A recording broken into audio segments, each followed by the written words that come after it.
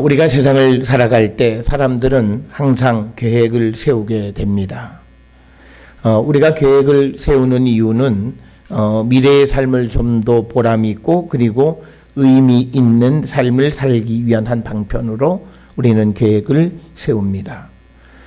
그렇지만 우리가 계획을 세운다고 해서 다 그대로 이루어지는 것은 아닙니다. 어떤 것은 계획이 잘 성취되기도 하지만 어떤 계획은 이루어지지 않는 것, 그리고 우리가 어떤 것이 이루어지지 않는가, 이것을 아는 것은 우리에게 매우 중요합니다.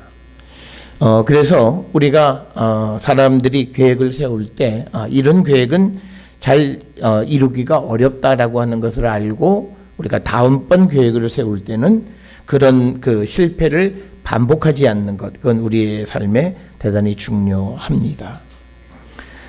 그런데 이제 사람들은 계획을 세울 때는 항상 자기가 세우는 계획은 잘 이루어진다고 믿죠. 그래서 우리는 계획을 세우고 또 그것을 위해서 달려가다가 어떤 이들은 하루 이틀 하다가 포기하는 사람도 있고 또 어떤 이들은 거의 열심히 잘 가다가 중도에 포기하는 사람도 있습니다. 그런데 우리가 삶을 살아오는 가운데서 보면 우리가 세운 계획들이 잘 이루어지지 않는 게 훨씬 더 많다는 거죠.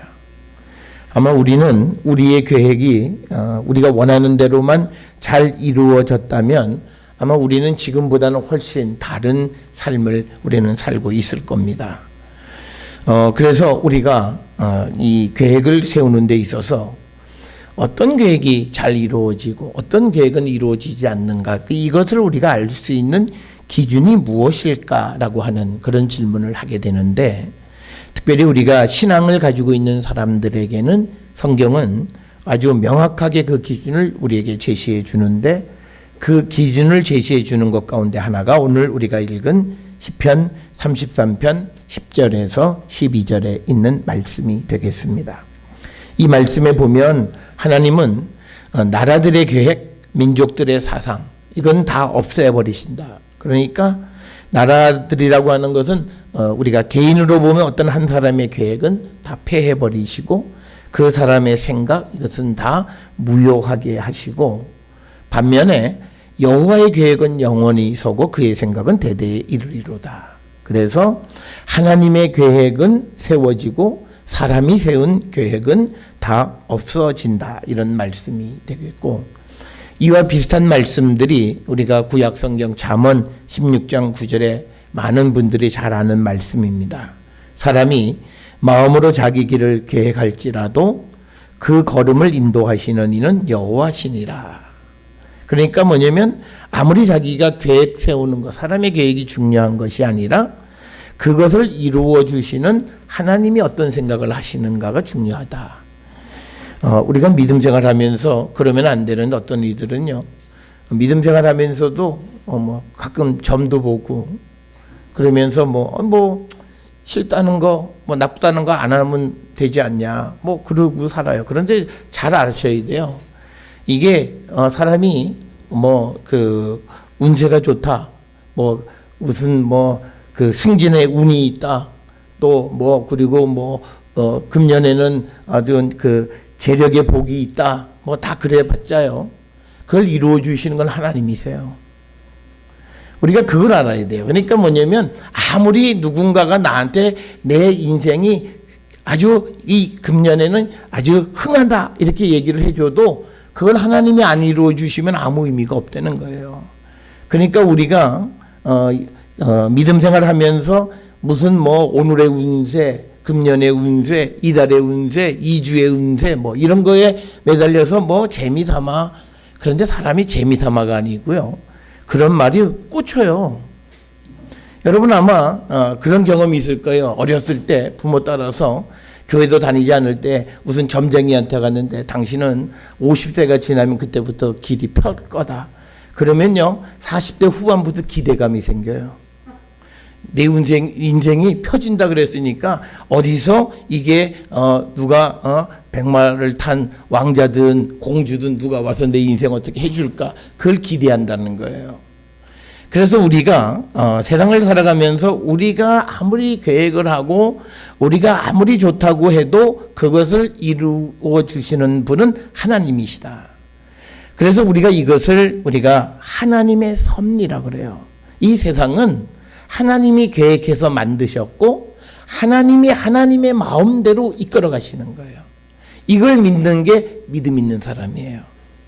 그러니까 우리가 이런 사람들이죠. 아이 뭐 난 교회는 다니지만 뭐 주일날 나 바쁘면 시험 공부도 하고 또 뭐 남자친구가 오랜만에 만나서 놀러 가자 그러면 아 이거 웬 떡이냐 가야지.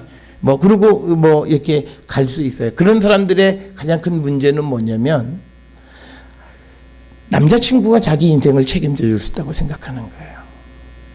그런데 그런 남자친구가 한 며칠 지나서 야 우리 그만 만나자 그래요. 아니 뭐 이거 같이 여행 가고 할 때는 인생 평생 책임져 줄 것처럼 얘기했는데 나중에 가서 보면 뭐 이래저래 싸우다 보면 그냥 그만 만나자. 책임 안 져줘요. 거기에 우리가 내 인생을 맡기고 살아간다라고 하는 것이 허무하다는 거예요. 그런데 하나님은 우리의 인생을 평생 책임져 주신다는 거예요.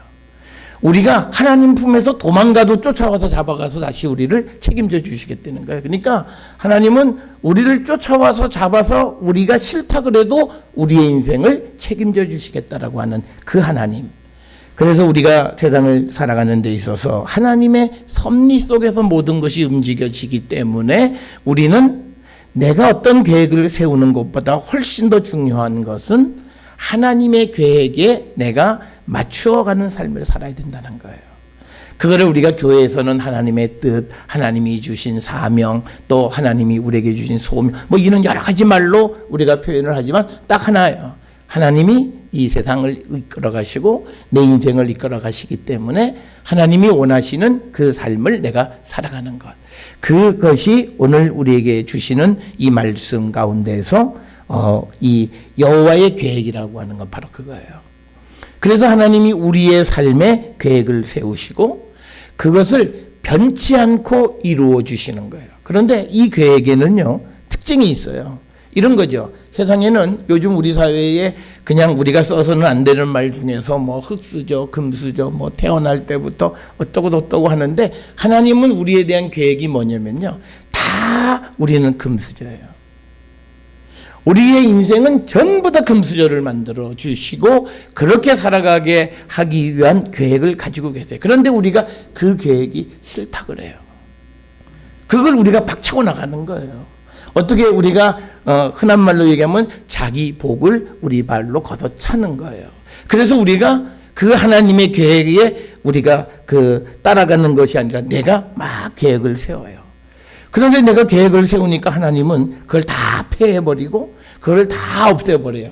그러니까 우리가 마음에 바람든 사람이 있잖아요. 그러니까 요즘은 별로 없습니다만 옛날에는 농촌에 있는 분들이 하여튼 청소년기 지나면 서울 바람이 불면 어떻게든지 그냥 도망가서라도 서울 뭐 오빠를 따라가서라도 서울에 가고 싶어서 하여튼 야반 도주를 하든지 뭐 그런 바람이 들면 그 어떻게 그러니까 하나님은 이 바람든 사람의 머릿속에 있는 생각을 없애버려야 돼요. 그리고 그 계획을 완전히 다 무산시켜 버려야 돼요. 그리고 나서 이제 하나님이 원하시는 계획을 우리에게 이루어 주시는 분이다. 그래서 우리는요, 성경은 우리에게 가르쳐 주는 게 있어요. 우리가 흔히 드라마나 영화 같은 데 보면 남자들이 겁먹들어가지고 오빠만 믿어 그러죠. 근데 오빠 믿어봤자 뭐 별로 책임져 주는 사람 없잖아요. 근데 하나님은 뭐라 그러냐? 내 말만 들어. 그러면 좋은 것을 얻고 복 받는 자가 될 거야. 이게 성경에. 그러니까 믿음은 단순한 거예요. 하나님 말씀을 듣는 것. 그러면 하나님은 우리에게 좋은 것 주시고 복을 주신다. 그래서 잠언 16장 20절에 말씀에 주의하는 자는 좋은 것을 얻나니 여호와를 의지하는 자는 복이 있느니라. 그러니까 하나님의 말씀을 듣는 거예요.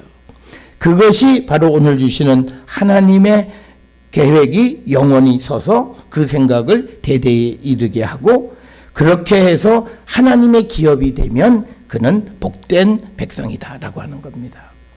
여러분 사람이 계획을 세우면요. 계획은 뭐예요? 확실성이 없잖아요.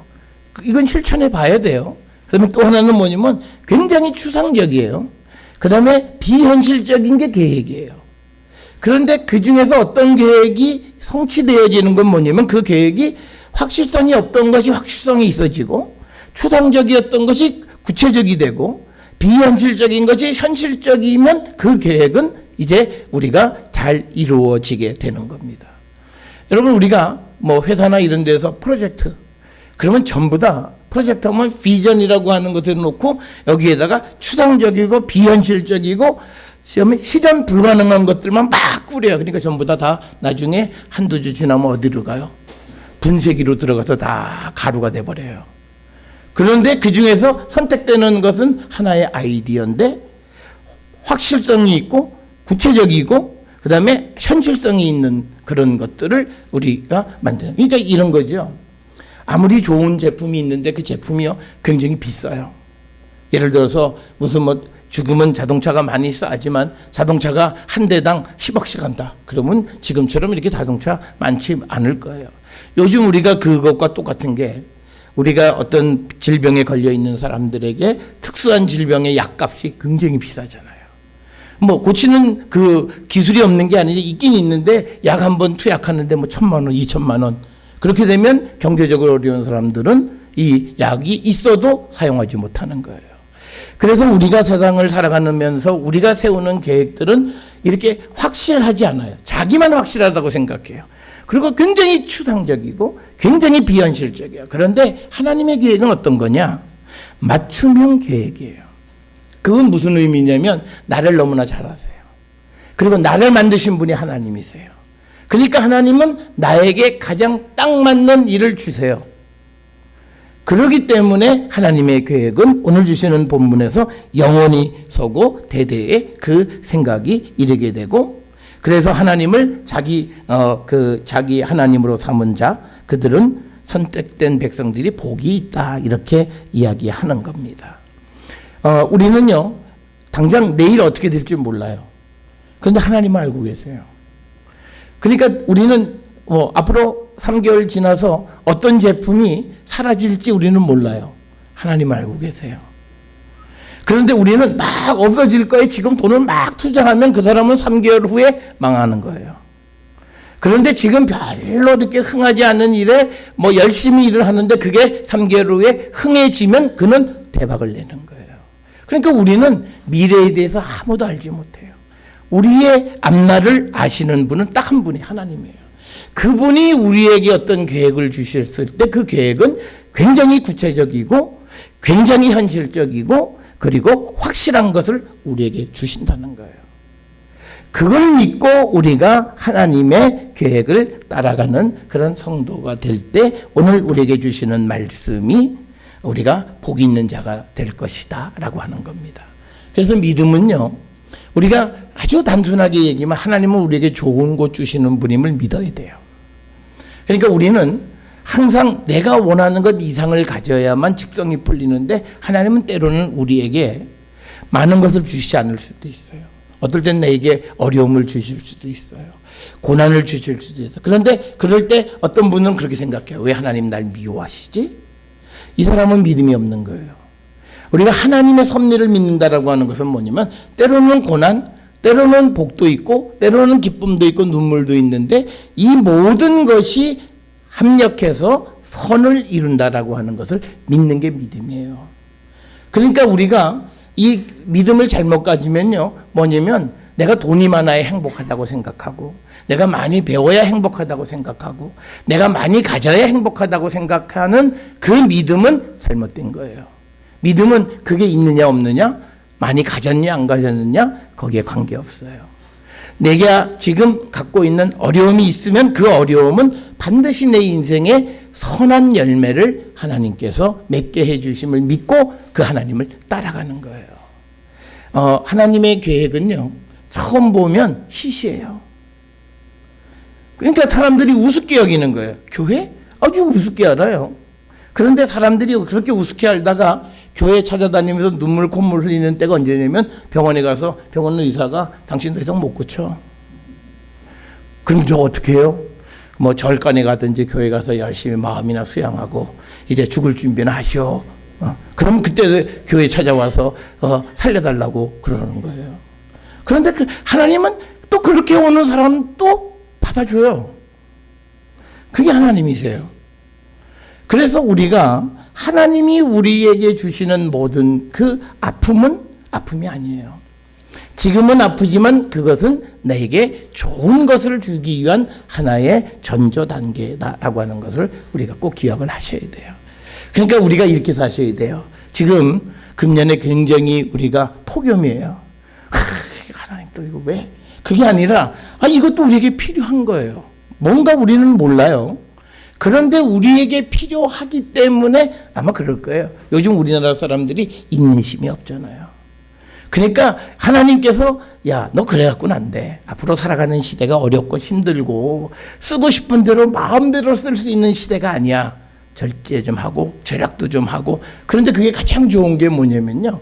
아무리 에어컨 틀어도 더우면 끝이에요. 여러분 보세요. 집에 에어컨이 있는데 집에서 못 잔다고 밖에 나가서 강바닥에 가갖고 밤새고 그러잖아요. 그거예요. 그러니까 뭐냐면 이기라는 거예요.